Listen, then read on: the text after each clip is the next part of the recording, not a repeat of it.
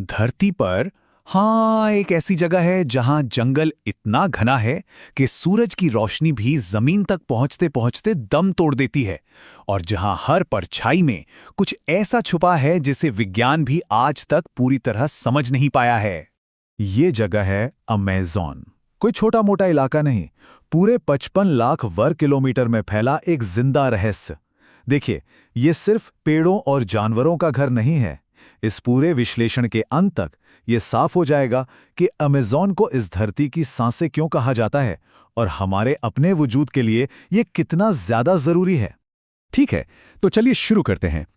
एक पल के लिए बस सोचिए, अगर ये धरती एक जीता जागता शरीर होती तो उसके फेफड़े कहाँ होते? वैज्ञानिकों के लिए इसका जवाब एकदम साफ है। अमेज़न वर्षावन, जरा इस नंबर को देखिए, 20%। ये कोई मामूली आंकड़ा नहीं है। इसका मतलब है कि हमारे ग्रह पर जितनी भी ऑक्सीजन पैदा होती है उसका 20% हिस्सा अकेले इसी जंगल से आता है। तो इसका असल में मतलब क्या हुआ? इसका मतलब यह है कि आज हम जो भी हर 5वीं सांस ले रहे हैं वो सीधे सीधे अमेज़न से आ रही है। एक पल के लिए इस बात को महसूस कीजिए। ये एक ऐसा कनेक्शन है जिसे हम अक्सर भूल जाते हैं। लेकिन कहानी सिर्फ ऑक्सीजन पर ही खत्म नहीं होती। अमेज़न एक खामोश गार्ड की तरह भी काम करता है। हर साल इसके पेड़ लगभग 2.2 अरब टन कार्बन डाइऑक्साइड सोख लेते हैं। यह हमारी गाड़ियों फैक्ट्रियों से निकले प्रदूषण का एक बहुत बड़ा हिस्सा है जिसे ये जंगल चुपचाप साफ कर देता है। तो सवाल ये है कि इतने बड़े जंगल को जिंदा कौन रखता है? इसकी लाइफलाइन क्या है? जवाब है एक नदी, अमेज़न नदी। ये इस पूरे जंगल का दिल है, इसकी आत्मा है और हाँ, इसके कई गहरे रहस्यों का ठिकाना भी। अब जरा इस नदी की ताकत को समझिए। ये कोई आम नदी नहीं है। अमेज़न नदी 6400 किलोमीटर से ज्यादा लंबी है और हर सेकंड इतना ज्यादा पानी अटलांटिक महासागर में डालती है कि समुद्र का खारा पानी किनारे से 160 किलोमीटर दूर तक मीठा हो जाता है। सोचिए, एक नदी समुद्र को बदल रही है। ये तो प्रकृति की असली ताकत का एक जबरदस्त नमूना है। और इस पानी के नीचे तो एक और ही दुनिया बसती है। अमेज़न में मछलियों की 3000 से भी ज्यादा प्रजातियां हैं। अब इसकी तुलना कीजिए पूरे यूरोप की सारी नदियों से। उन सब को मिला भी दें तो भी वहां सिर्फ 500 प्रजातियां ही मिलेंगी। लेकिन इस नदी का सबसे बड़ा राज कोई मछली नहीं है। वो तो एक ऐसा जीव है जो किसी कहानी या सपने जैसा लगता है। मिलिए बोटो से। दुनिया इसे पिंक रिवर डॉल्फिन के नाम से जानती है। एक ऐसा जीव जो लगता है कि किसी कल्पना से निकल कर आया हो। ये समुद्र में नहीं बल्कि अमेज़न के मीठे पानी में रहती है और जैसे जैसे इसकी उम्र बढ़ती है इसका गुलाबी रंग और भी गहरा होता जाता है। इस डॉल्फिन की कुछ बातें तो हैरान ही कर देती हैं।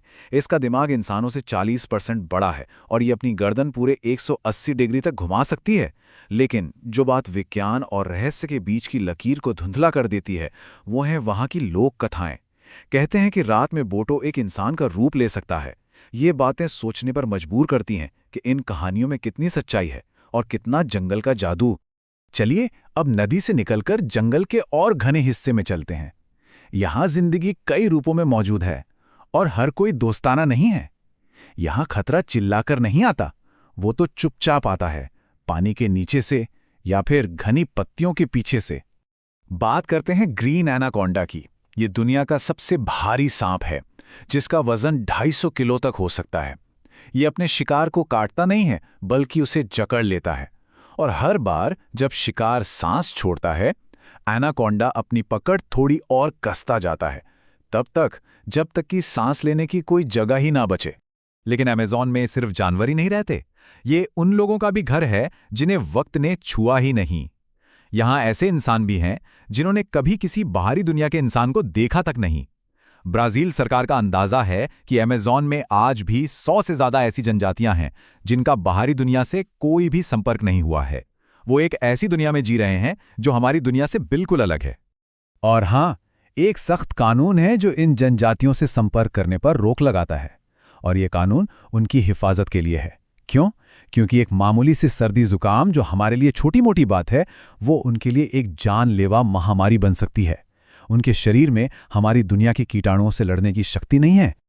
और अब उस कहानी की तरफ चलते हैं जो शायद इतिहास की सबसे बड़ी अनसुलझी पहेलियों में से एक है। एक ऐसे खोए हुए शहर की कहानी जो एक ब्रिटिश खोजकर्ता का जुनून बन गया था। 20वीं सदी की शुरुआत में पर्सी फॉसेट नाम का एक एक्सप्लोरर था। उसे अमेज़न में एक खोई हुई सभ्यता मिलने का जुनून सवार था। उसने उस शहर का नाम रखा जेड, और वो मानता था कि ये कोई कोरी कल्पना नहीं बल्कि एक हकीकत है। 1925 में फॉसेट अपने बेटे के साथ जेड को खोजने निकले और फिर कभी वापस नहीं लौटे। वो बस गायब हो गए। उनको ढूंढने की कोशिश में 100 से ज्यादा लोगों की जान चली गई। कहानी यहां खत्म हो सकती थी, लेकिन हाल ही में 2017 में लाइडार नाम की एक नई तकनीक ने घने जंगल के नीचे प्राचीन सड़कों और इमारतों की नींव के निशान खोज निकाले हैं। तो ये एक बहुत बड़ा सवाल खड़ा करता है, क्या फॉसेट की वो कहानी सच थी? क्या अमेज़न के घने जंगल के नीचे वाकई एक पूरी की पूरी सभ्यता दबी हुई थी? देखिए, अमेज़न सिर्फ एक जगह का नाम नहीं है, ये अनगिनत सवालों का एक भंडार है, और इसके रहस्य आज भी उतने ही गहरे हैं जितने 100 साल पहले थे। ये हमारे ग्रह के फेफड़े हैं। ये मिथकों और कहानियों की एक नदी है। ये कल्पना से भी परे जीवों का घर है। ये उन लोगों की दुनिया है जिनसे हम कभी नहीं मिले, और ये उन रहस्यों के कब्रगाह है जो शायद कभी नहीं सुलझेंगे। और अगर जेड शहर का राज इतना बड़ा है, तो जरा सोचिए कि अमेज़न की रहस्यमयी काली मिट्टी, जिसे टेरा प्रेटा कहते हैं, उसके अंदर और कितने बड़े राज दफन हो सकते हैं। ये रैक ऐसी मिट्टी है जिसे इंसानों ने बनाया था, जो हजारों साल बाद भी अविश्वसनीय रूप से उपजाऊ है। इसे किसने बनाया और कैसे, ये एक ऐसा सवाल है जो एक और गहरे रहस्य का दरवाजा खोलता है, और शायद एक और नई कहानी का भी।